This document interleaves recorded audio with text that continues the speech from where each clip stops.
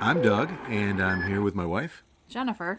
and we are doing a voiceover for some footage that we filmed at the most recent Monster Bash in November of 2024, which had a whole bunch of girls from Hammer as guests, including Victoria, Vetri, Caroline Munro was there, and Pauline Peart. Pauline Peart and Martina Beswick. And here you are. You can see we're in the main ante room where Creepy Classics is, and we're looking at the statues. They're not wax figures exactly. They're more like mannequins wearing masks. And most of the artistry here is in the form of the costuming. And every time we come here, I don't know, I gravitate to it. It's the first thing that I do. I ended up coming over and looking at them all. That one you saw there is based on the Gorgon, which features kind of prominently in the Bash this year. A little foreshadowing there. A lot of work done on that costume. But we always end up gravitating there first before we look at anything else, and we always end up taking selfies with every monster, or especially the new ones. You can see the Vincent Price, The Mask of Red Death, and one of my all-time favorites from the silent German film, Nosferatu. Hey, I know that girl. What's she doing on her phone? I don't know. She's always on her phone.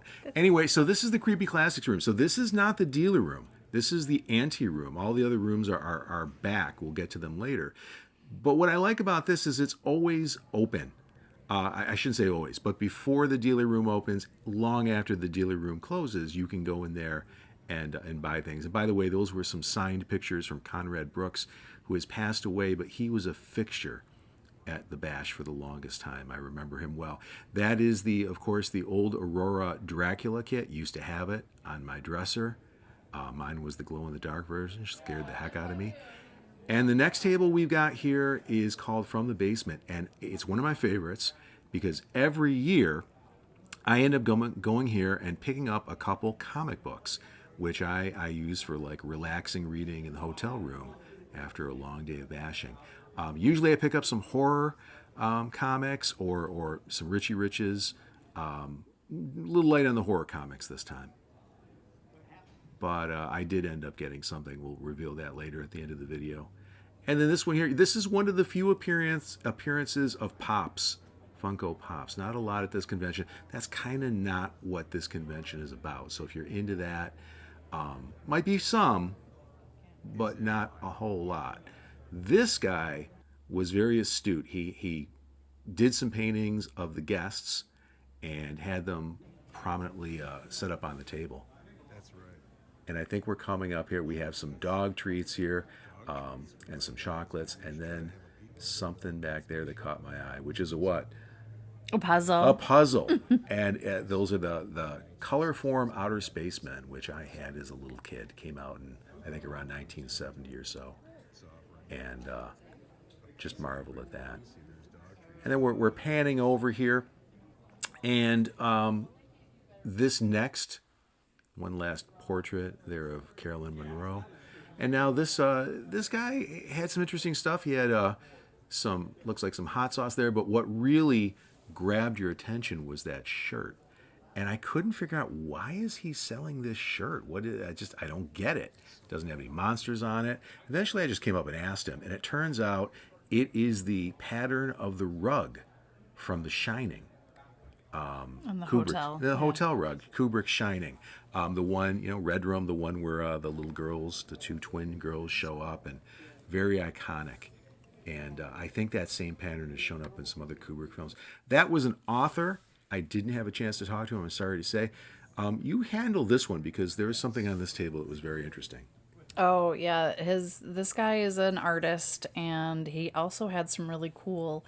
You'll see it's coming up, crocheted amigurumi figures, and his wife did an amazing job with popular characters right now, and they were very soft and very nice. And I just popped a little inset there. That's a picture of the main batch registration table. They also had some crocheted stuff. Now here's one of my favorite tables of all, Zanel's Zanel's Zombie Hut. I'll get it right. And I love this guy. His name is Dan, but I'll let him talk for himself. had characters, but then I didn't really know what I was doing. So usually.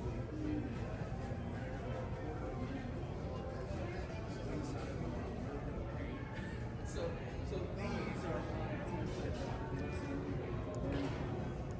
You have such an eclectic collection of things.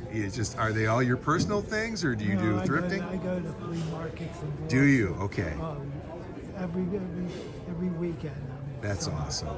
That's awesome. You don't know what people are looking for, so that's why I'm a big variety. Well, you have a good eye, Thank you. because I'd pretty much take everything. I tell you. Hi there. Okay, how are you? Good.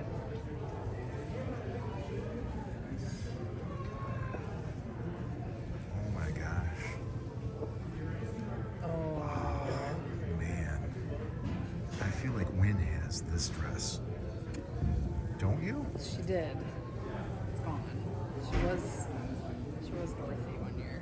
Is that where it's from? Because I think she wore it for more than Dorothy. You're maybe thinking of her Dundalk from your mom. Really? Yeah.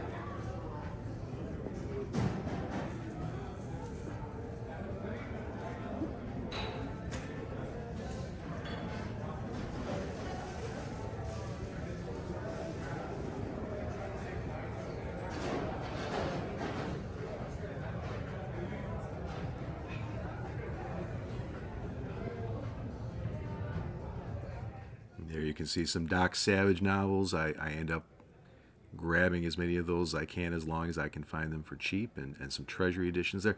Now we're at David the Rock Nelson's table, and he is the kind of outsider filmmaker who makes a lot of very super simple films, to put it that way. I think I'm in one of them. You just saw the picture of it there, The Devil Ant. And we didn't talk to him here, but we did a few moments later, and there you can see him making a muscle. And he's doing very well. He's every year he's been at the bash, every single year. And he's very healthy, doing well, getting up there years. But I'm pretty sure his biceps are still bigger than mine. Now here we are at the inner portion of that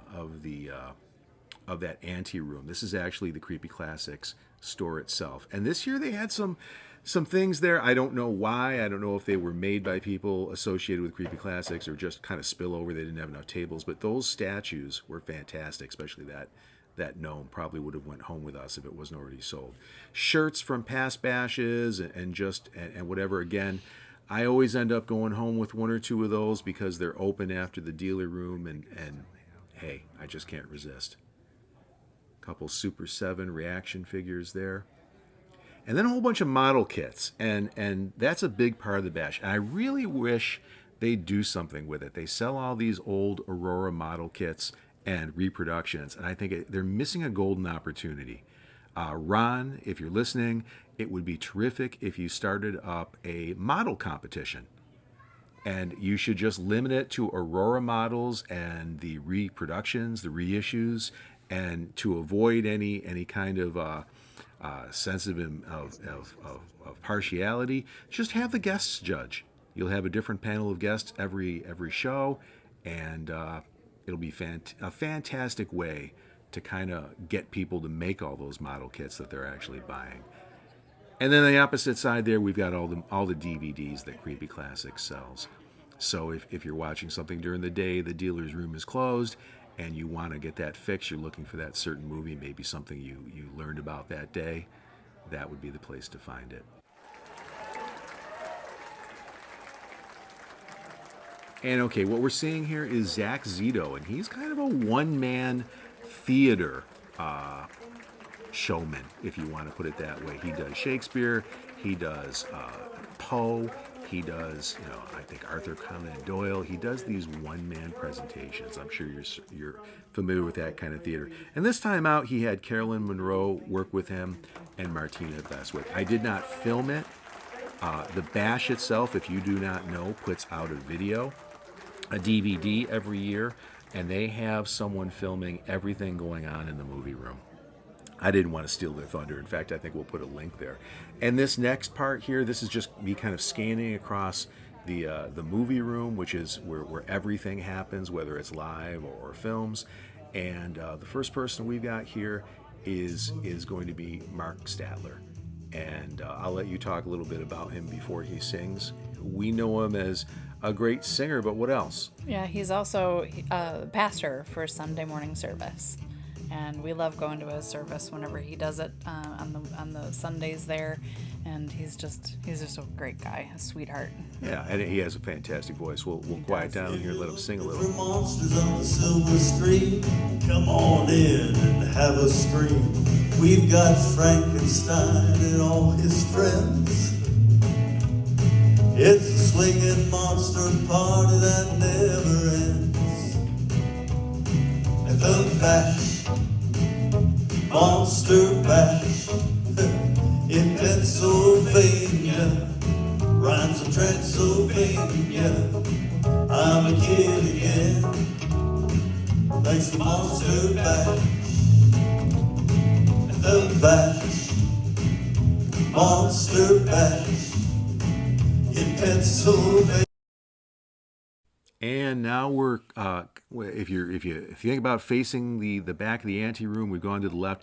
We're going to the guest room, the guest of honor room, and there's an old favorite of mine, right there to the right. This only goes to prove that they'll let anybody Put his eyes in here. for me. It's true. It's true. Don't you have a shindig tonight where you're getting interviewed? It was over. It was at 4 o'clock. That's what I came for. It's 4 o'clock. Why don't you look at the schedule?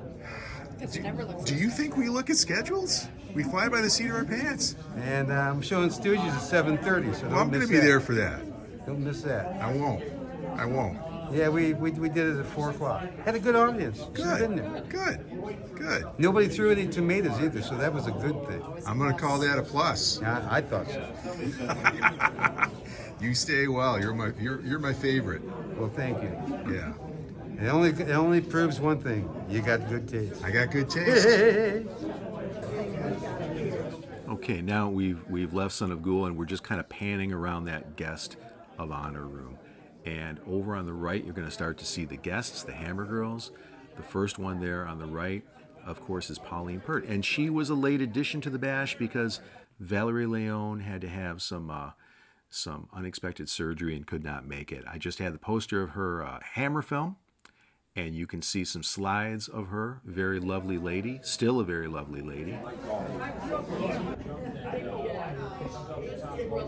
And here's a sample of the photographs that she had for you to sign.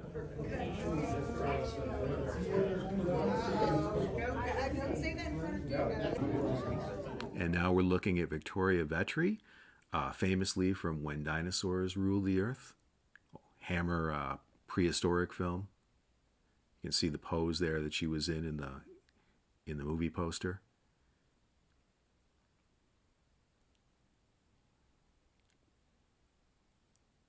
Also, this film starred a lot of stop motion characters. I believe they were done by Jim Danforth and David Allen.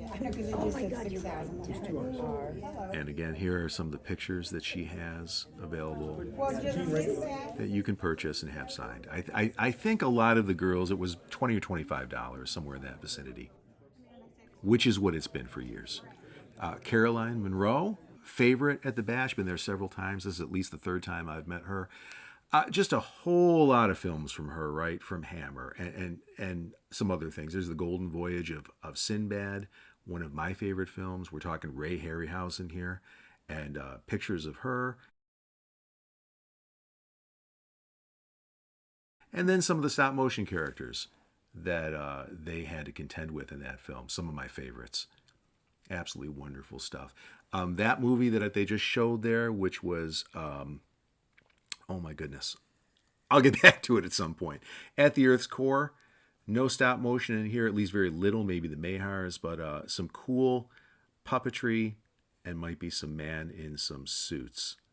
I think I have a couple pictures of that. There's Peter Cushing and one of my favorite heroes, Doug McClure.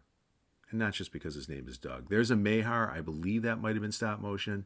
The others you can see are men in suits. Love that one. It looks like an old Chinasaur.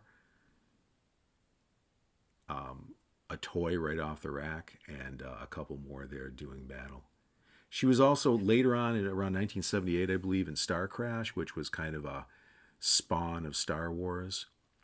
And I like this film a lot. It has a lot of miniatures in it. You know, maybe the narrative not so much, but stop motion, miniatures. You can see kind of nods to Ray Harryhouse in there. Instead of skeletons, we've got robots. And battle scenes between the two. And a very famous co-star, not the robot, that guy, David Hasselhoff. If only Kit was in it. Did you have to come? And the pictures she has. And again, I have some signed photos of her, probably one or two kicking back somewhere in my office. Martina Beswick.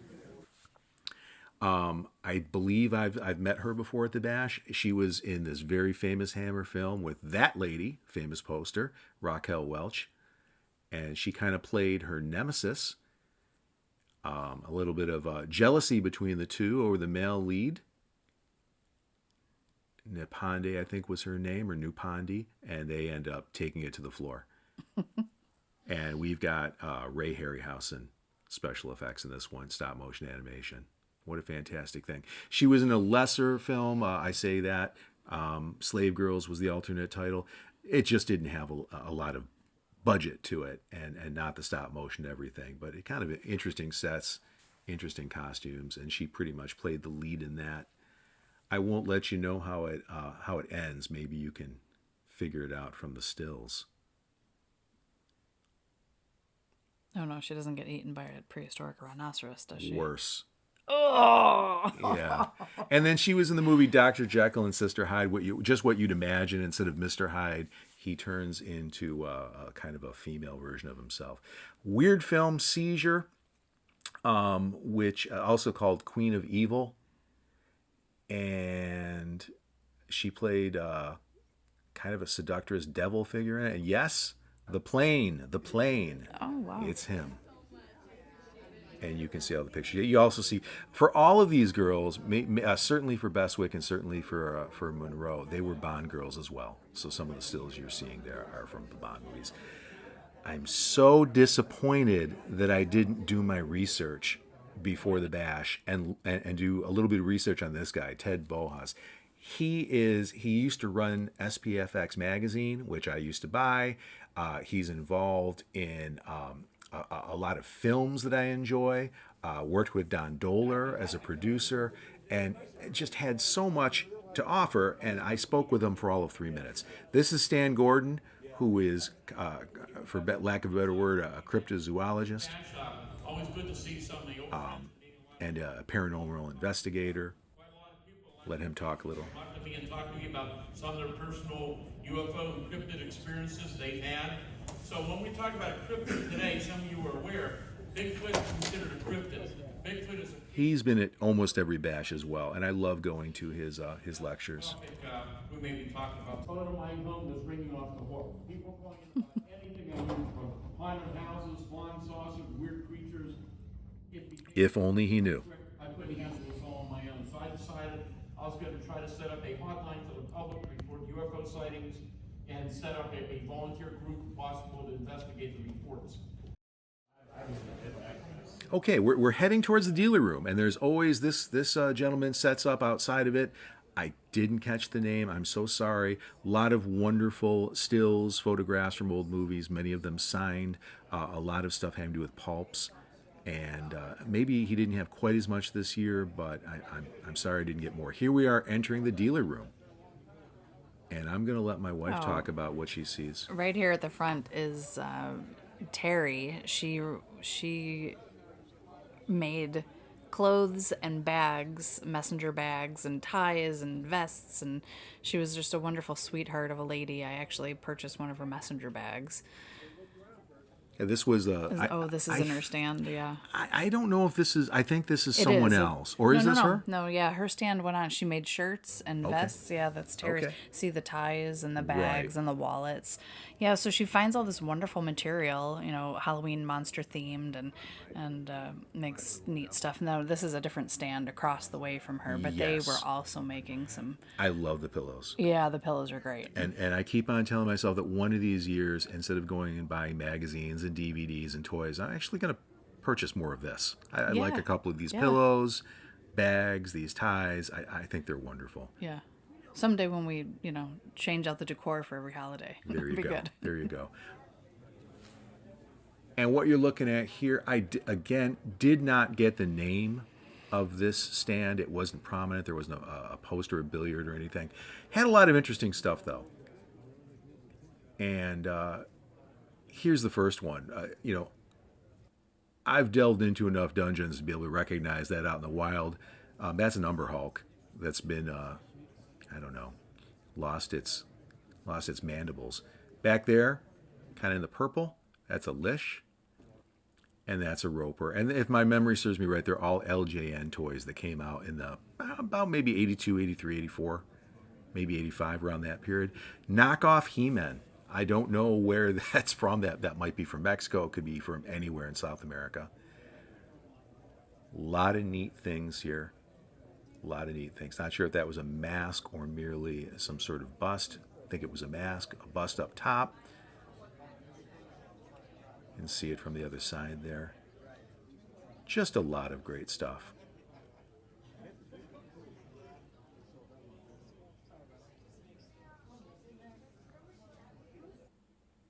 And now we're going across. This guy, I first encountered him maybe 2 years ago, a year ago.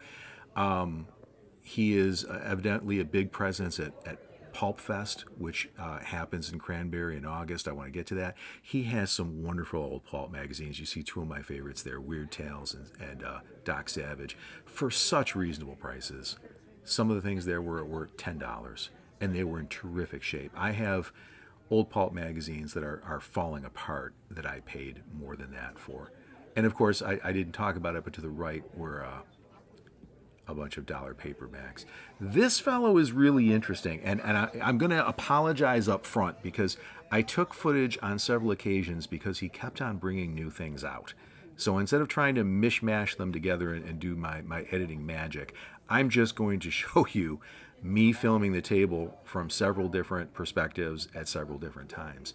Because, again, he just put different things out. He has incredible old toys. Now, we're going back a bit. There are some AHI figures, monster figures, which are lovely. Some people prefer them to the Mego monster figures. He had all kinds of rack toys still in the bags, still in what are probably like display hangings. He had, I guess, customs. Here we have the Blind Dead customs. Didn't ask the price. I'm a little sorry about that. Here we have a couple things in a box. I think we've got a Micronauts alien, and we've got one of the aliens from Battlestar Galactica. Put the pictures up to help you see. There's a Big Frankie model kit. I missed my chance to buy one of those a few years ago when the reproductions came out. Were being sold for about $50. Now you can't find it for under $100. There's a gentleman in the background. Again, he runs his stand almost more as a museum than a store. Although I did see him make a sale. It's a little rich for my blood, but again, I know we're seeing the same things over and over. But we're also seeing new things. If you're astute and you're looking in the picture, you can see where he keeps on bringing out a little something here, a little something there. Has a lot of blow mold toys from Japan, and he knows so very much about them. Why don't you talk about this one, Petrified? Oh, this was a great couple. They, in their travels, they find rocks, the husband, and he sees a shape in the rock and thinks of a clip from a comic book or a movie pictures that would fit nicely on the rock. And he does this as a hobby, and his wife was there, and she was so cute because she was so proud of the things that he made. And so we bought a couple items from him, and we just fell in love with them. You'll see in our loot haul later in the video. Plaid Stallions, one of the reasons I was excited to come to this bash. I always am, but even more so this time. Publisher of Toy Ventures magazine. And honestly, more than that, there are a lot of people who are into retro toys, put out magazine, put out books, knockoffs. The other one he has is called Rack Toys. I own that. But this is what I want to talk about here. This guy actually puts skin in the game. And these two, which are Lincoln Monster reproductions, he's making them. He contracted a company, designed it, got people to make the costumes. Look at that, those lovely soft goods, the costumes. Just amazing. He is making it happen, and I am so incredibly thankful that he's doing that. One of the reasons, again, I came, and then Free candy. free candy. Coffee Crisp is a favorite. And then Severin Films, I did not buy something from them this time out, but that's an anomaly. Usually I buy 1 or 2 films every time. They put out these lovely Blu-rays of a lot of, outsider films or Al Adamson, for example, or Ted V. Mickles type thing, but other stuff as well. And there you can see a biography of Adamson. Love this guy. He's there every year. And this is the true, like, rack toys, right? Novelty items. He carries all of that type of stuff. And it's just fun. And I don't know that I filmed it up close, but a little bit to the left here, besides the films that he's selling. And I love that. He had a whole bunch of Bigfoot items. This dude, had talent. He really did. There's a lot of people who come to the bash, and they do sculpture, they do paintings and what have you. But I love these figures. And he was working on his stuff in real time there. Yeah, he was. Making stuff while we were... And I highlighted a couple things that I thought were kind of exceptional. By the way, Ron, if you're listening, Pam Grier would be a fantastic addition, a fantastic guest if you could get her. There is Stella from Starcrash. That's Munro's film. Carolyn Munro, yeah. Yeah. And one of my all-time favorites, Doc Savage. I really like that. So fantastic stuff. I mean, not cheap. Were those the twins from the I think The they Shining? were. Who We were just talking about about the shirt with the pattern. An artist here had a couple portraits of Sven Gulli and some other things.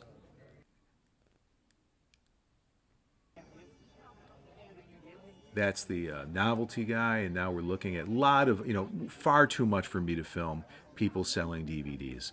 This gentleman had very reasonable prices and a lot of interesting things.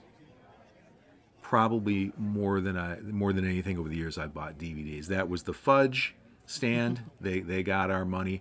Love this place. I think it was called, there it is, Pop Culture Comics out of Pittsburgh. And I was blown away how organized it was and how fairly priced. And you can see all the magazines that we're all interested in. And on the bottom there, the Fangorias. Lots of stock. Lots of stock. They did. And every magazine was bagged and boarded. And the prices were unbelievable. I was looking at things there that were $5, $7, $8, $10 that I've bought on eBay for $12 and $15, and they were falling apart off, and like ribs falling off the bone, and paid more than that. And these guys had almost mint copies. Oh yeah, the classic fire engine car. Yeah, here's a little hint of Christmas coming, and who is that? Audrey Hepburn. Audrey Hepburn. We were trying to remember from Hepburn? Breakfast Yeah. at Tiffany's. Yep. Love this guy's stuff. Again, an artist, and a lot of little drawings, inked drawings, and also enamel pins, books. A lot of neat stuff. Reasonable prices. Stickers. I love that. That little. It's actually like a 2-dimensional paper or cardboard mask from Astro Zombies. I flicked up a picture real fast so you could see it. He also puts out a magazine which has comic books in it and articles. And now we're kind of coming around the edge. Those aren't really vintage. They're Target masks from within the last decade or so, but they were nice. I love this guy's stock. Just all kinds of really cool Universal Monster stuff. And I think we're about to get down to maybe just a second or two away. Some more Aurora model kits just ready for a contest. And there's Lon Chaney Jr. as the son of Dracula. I think I throw the poster in there. Yep, very different look for Dracula. Rich for my taste, but it's awesome. That was Lost in Space robot ornament. that'd be going home. That's right. It's not like a Hallmark. And here comes one of my happy spaces. Don Post back in the late 60s, I think it might have been 68, put out something called it was Calendar of Monsters. And there are, what, 12 of them there. And all of those monsters are called the calendar monsters. And these are reproductions that came out some time ago. I want to say maybe 20 years ago. Maybe not that long, but maybe 20 years. And they're just lovely. They're basically the same masks that came out back in the day. Maybe some of the molds might have been retooled a little bit. But boy, oh boy. Expensive. You're talking probably $250, and that's a bargain a piece. But, you know, wow.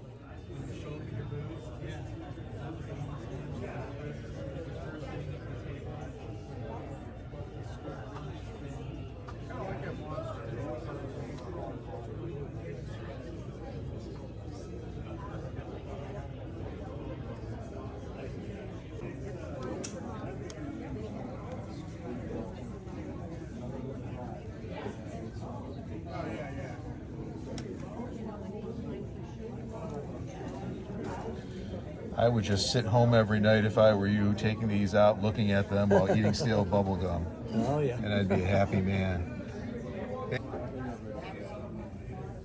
That's a large version of the Prisoner. That's actually probably double the scale that we're familiar with, the Aurora model kit. I actually missed this guy. He was opposite the cards and the calendar mask, so you can forgive me. I was preoccupied with them. But this man had some fantastic work. Busts and statues, and you can see how absolutely fantastic his work is. Truly. I mean, that's Christopher Lee, that's Nosferatu, and they're right there in the room with you if you look at them. And that's a creative use of a Band-Aid. Band-Aid. Yes, it is.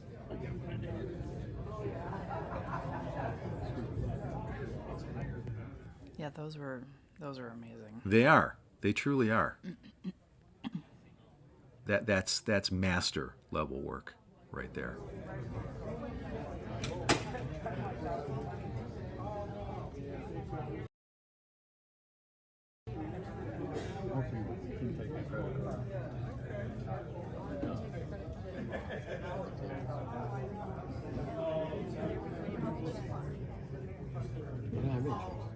And kind of tucked in the corner, I'll round it, you can see.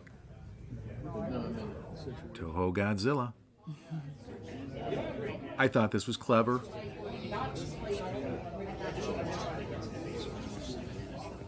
These are like foam pumpkins that have been cut.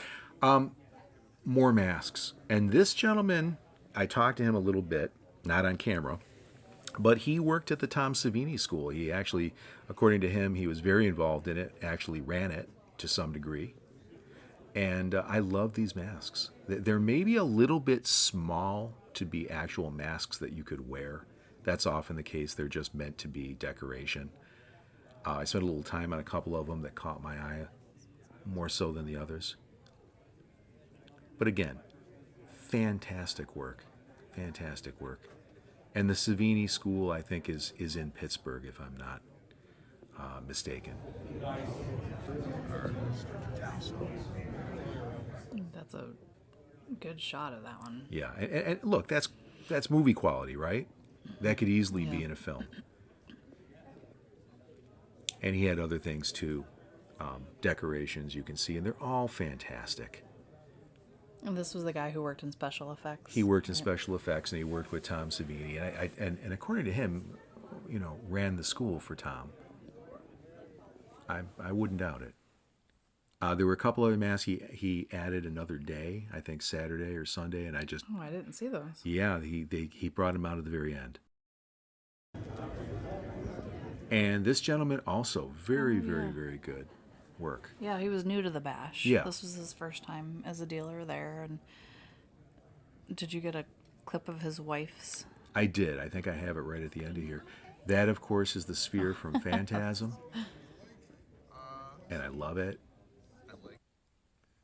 There's the jewelry. There's the His jewelry. wife also got into the game and made some jewelry. I bought a pair of earrings. Right.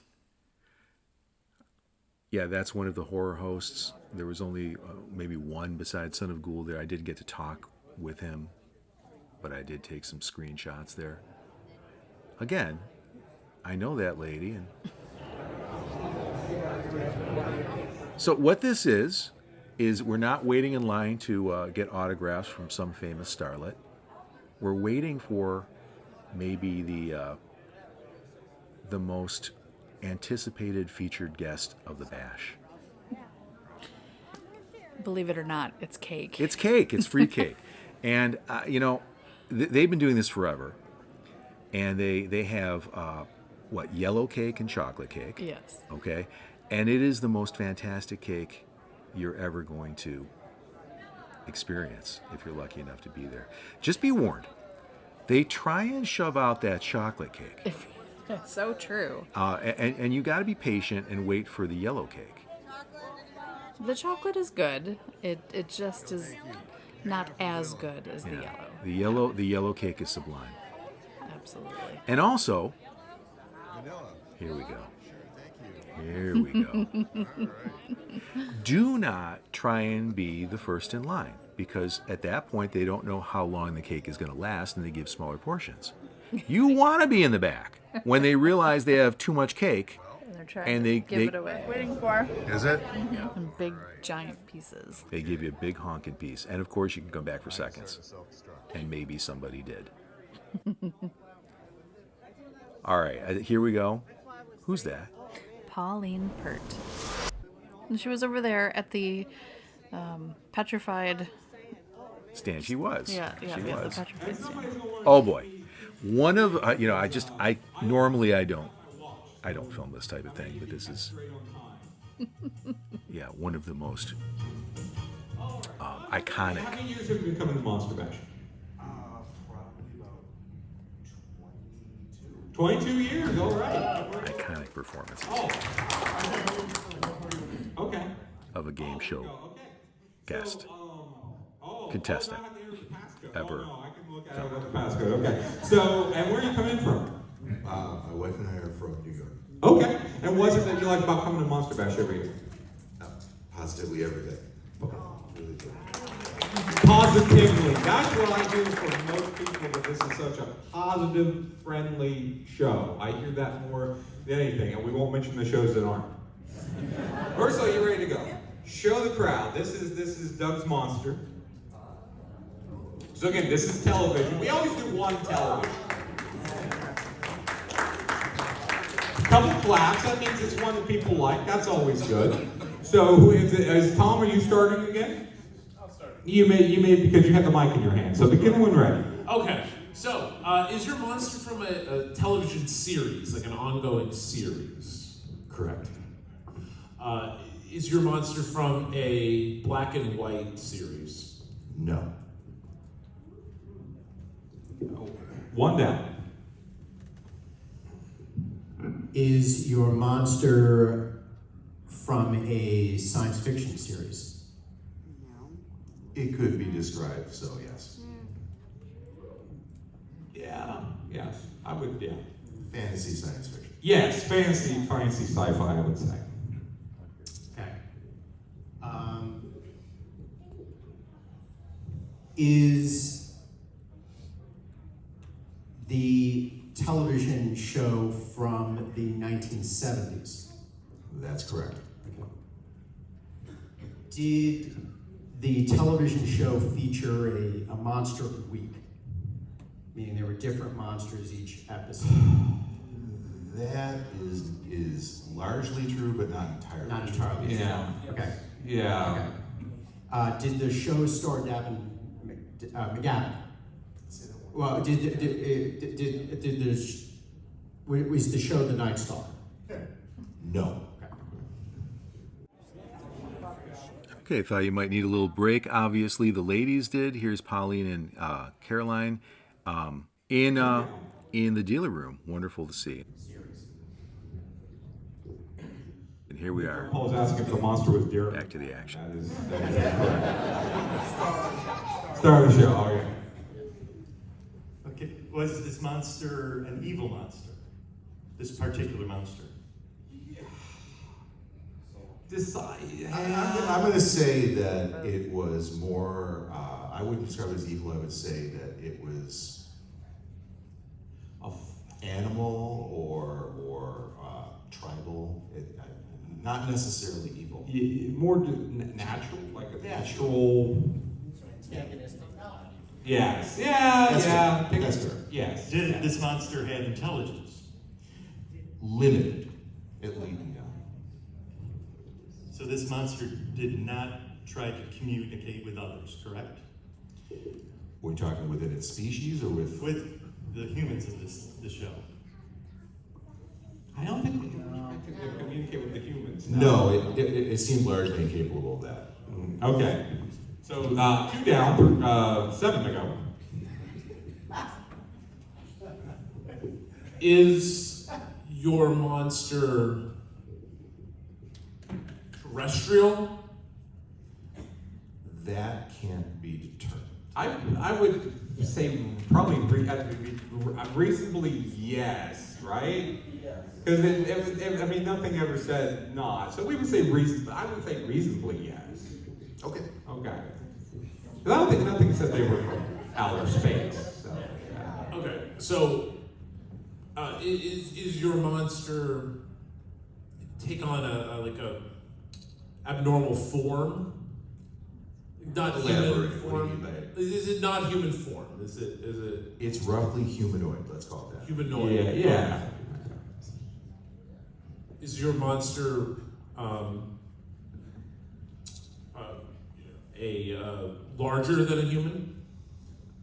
Marginally, but not much.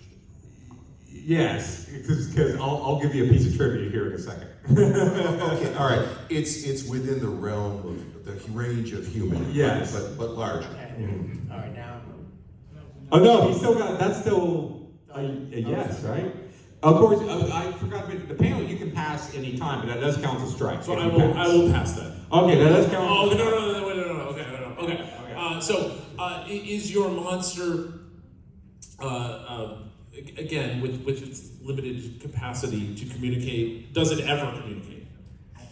Between others of its kind. So there are multiple monsters of its species. That is correct. Okay, then I will pass. I love how Tom keeps getting yeses, but the other two guys know what it is, and he doesn't. Is it from a Saturday morning show? You're correct. Okay. Is it a Saturday morning show about a family going down a waterfall?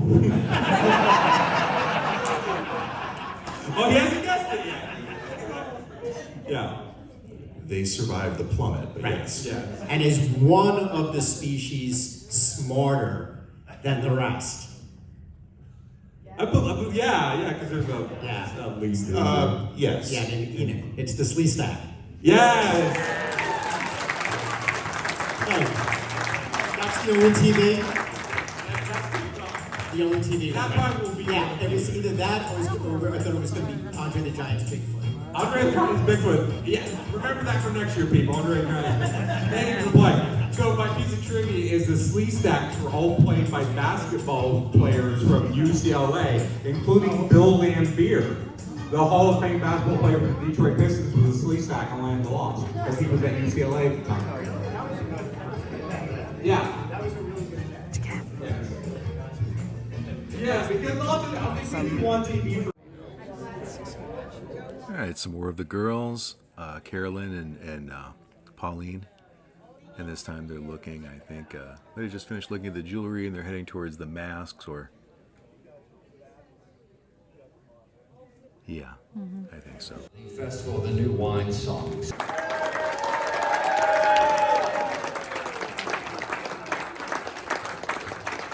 You know, this is supposed to be a one-shot deal. I just want everybody to know that, you know, this is Ursula's fault.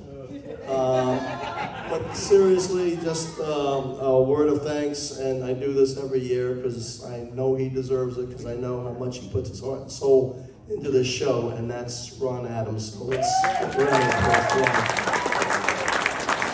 And whenever you're ready,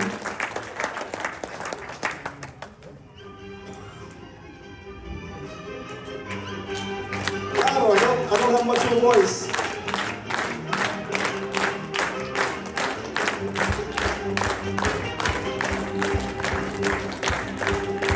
Come on, then go and sing the song. Follow the melody. Life is short, but death is long. Follow the Pauline.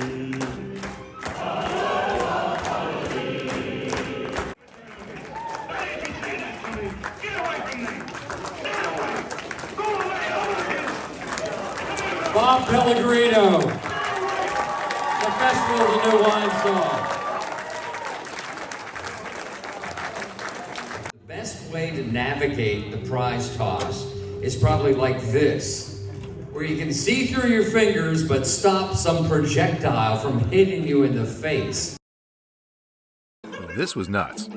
But they had some fantastic prizes that were a little too big to get to the cheap seats, the nosebleeds where we were. Model kits, DVDs, and here are the lovely ladies again, looking at some masks.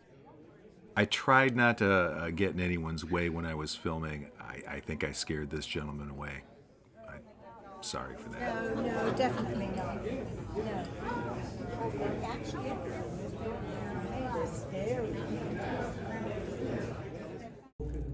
We are the sisters. Bad and evil sisters. Not so much. No. You just have to watch and find out. But we had a wonderful time making it, and sad that Josh can't be here. Yes. We filmed it all in Texas, which was quite extraordinary, and it was a reunion, wasn't it? Because Christopher Neame was in the film, and Veronica, darling, beautiful Veronica, and my daughter Georgina. You'll see Georgina. She plays the young ingenue in the film.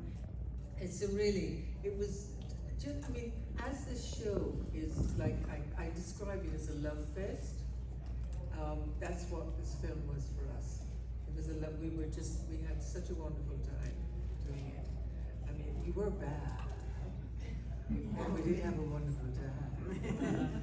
It was so good to be bad, but yeah, we really did enjoy it. We got our teeth into it, let's say. So you enjoyed too, and let us know what you think. I'm going to hand you back. Thank you, ladies.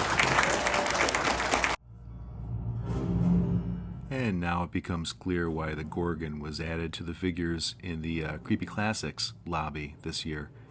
Joshua Kennedy's film, which was, made with all these fantastic Hammer girls and Hammer actors. And if you haven't tracked down any of Josh or Joshua Kennedy's films, you should. They're not... let's put it this way. They're more than you're going to expect. They're pretty darn good.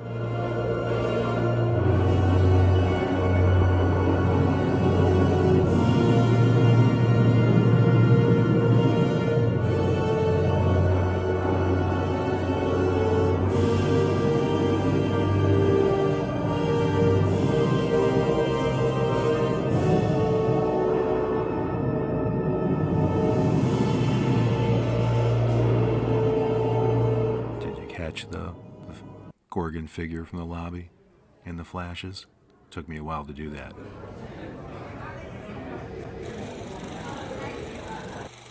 Okay. Yep. All right, let's walk. Okay. This is not going to work. And here our intrepid couple makes their way out of the bash, back into the mundane world of black and white, like Dorothy back into the world from Oz. Thank you for watching.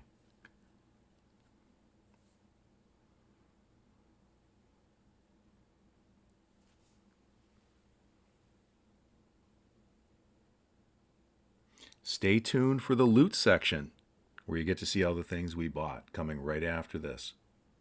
Cheers.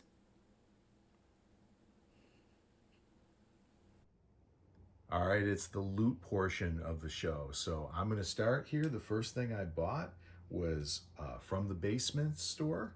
I bought a copy of Captain Victory. I like to buy comics there, so I have something to read in the hotel room at night.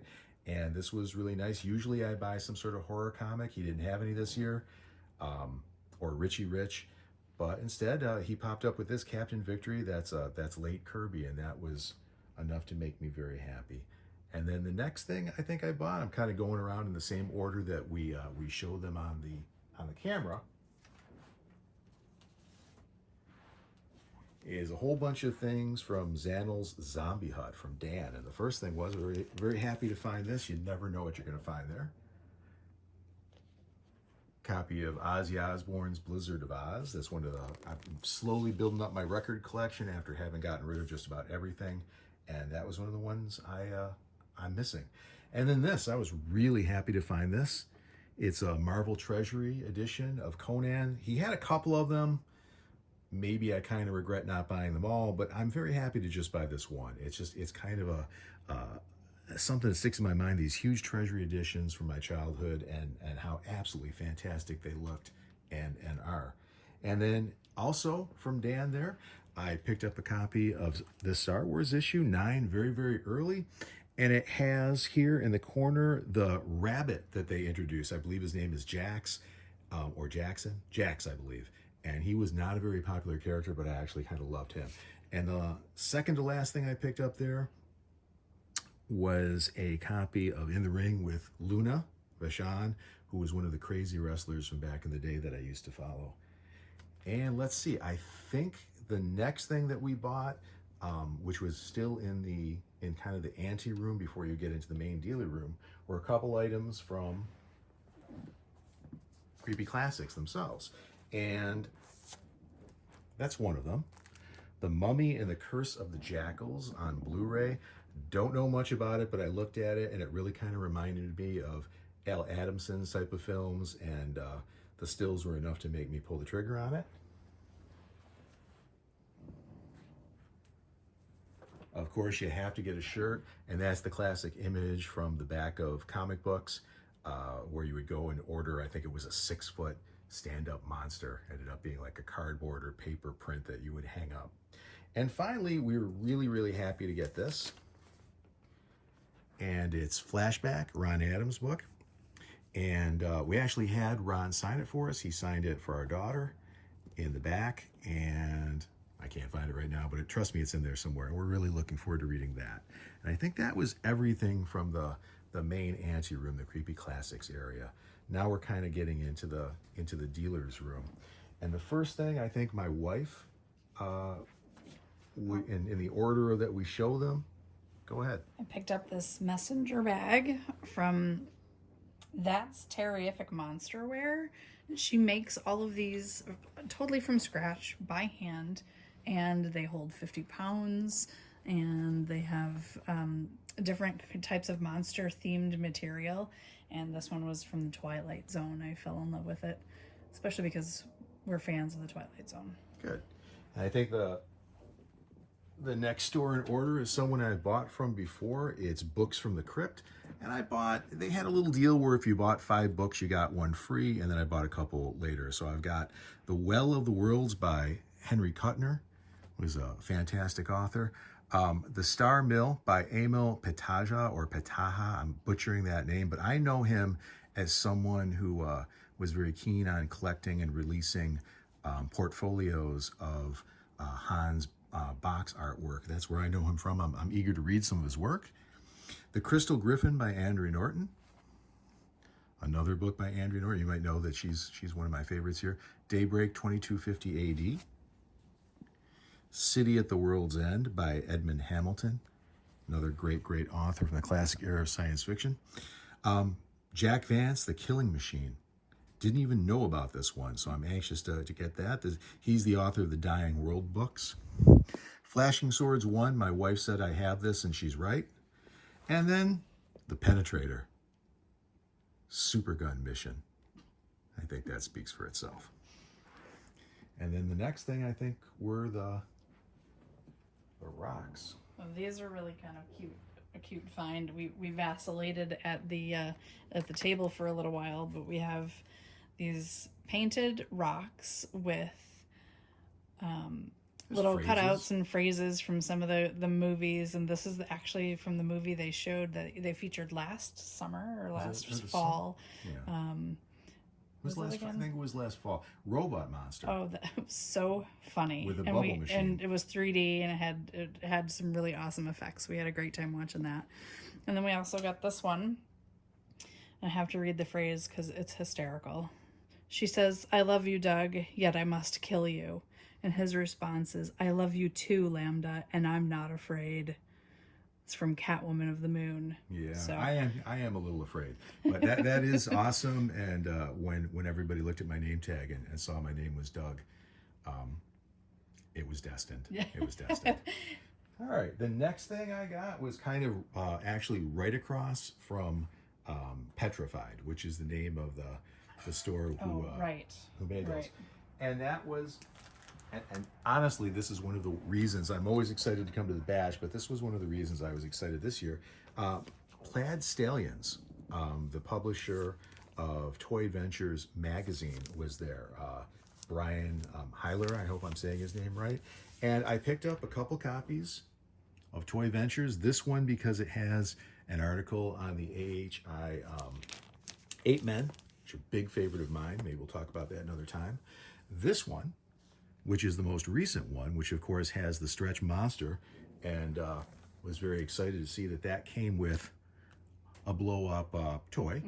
So I don't know if I'm going to blow that up and enjoy it in all its glory, or keep it flat and safe like crazy collectors do. We'll see. And then he also had a friend with him, Sam Knorr, who was one of the publishers and editors of Cauldron magazine, which is kind of like a creepy or an eerie. And here's my grail from there. Frankenstein, which is a reproduction of the old Lincoln line of monsters from the 1970s, kind of knockoffs of the Mego monsters, maybe one step down from AHI. Was very, very happy to get all of that. And also, it's not here because it was consumed in the process of attending the bash, but you got a piece of candy from them. What was it? We bought fudge. No, the candy that you took from... it was a coffee crisp. Coffee crisp, yes. Yeah. It was Canadian. It said help yourself, and there wasn't anybody at the table, so I'm assuming that it was perfectly good. Otherwise, you can bill me next time. Okay? The next thing, I'm kind of going a little out of order here, but a couple of young people there who had a band, Monster A Go-Go, gave us a copy of their CD, and we're going to listen to this real soon and see what we think. And there's a store called what was it called? Pop Culture Comics. Pop Culture Comics, who evidently have a store, or at least one store in Pittsburgh. And I got this copy of Fangoria because it just screams my youth. And this is an early one. This is number 16. Fantastic price. In fact, I was really impressed by the prices on everything. They had old Planet of the Apes magazines, the Marvel Planet, for $5, $7, $8. And they were in, like this one, everything bagged and boarded, beautiful condition. You can't beat that. And then a couple last things here. I'm gonna have to consult my form for this. The Art of Donald England. I picked up this Late Night Snack 3. It's got comics in it. It's got articles in it. Don't worry, the floor is extra padded. So looking forward to looking at that. And then I'm going to try to not let this fall on the floor. I'll do my best. A color forms puzzle. My wife is very into puzzling, and I'm very into the color forms Outer Space Men, so I was absolutely jazzed to get this. Got it from Monster Art. I think he was kind of holding in consignment for one of his friends. And I won't put this on here. I'm going to put this someplace more safe. And then there was a couple last things that we got. We bought a bunch of fudge.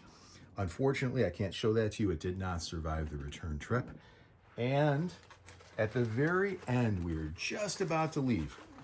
And you know what? Maybe we should use the lavatory before you go. So I ran in, and before I used the lavatory, I went back to Dan's Zanel's Zombie Hut one last time and purchased a mask. Because. And then that's the stuff that we purchased. And by the way, Dan practically gave this away to me. What a sweet guy that is. And then there were some things that we won. So I'm not going to say that we won these things as much as we're hit by them. During after the festival, the new wine, when they throw things out into the audience, Luckily, they were pretty light, and maybe best of all, a Snickers bar. So I'm looking forward to enjoying that. And the other thing was this home edition of What's My Monster. So we're looking forward to my wife and I getting this out and learning. Yeah. Okay. So that's it. Hope you enjoyed the video as much as we did making it. Cheers. There's a whole lot more in the Real Toy Chest of Doom. Gently tap the subscribe button to ensure that you're not shut out from any of the play. Cheers.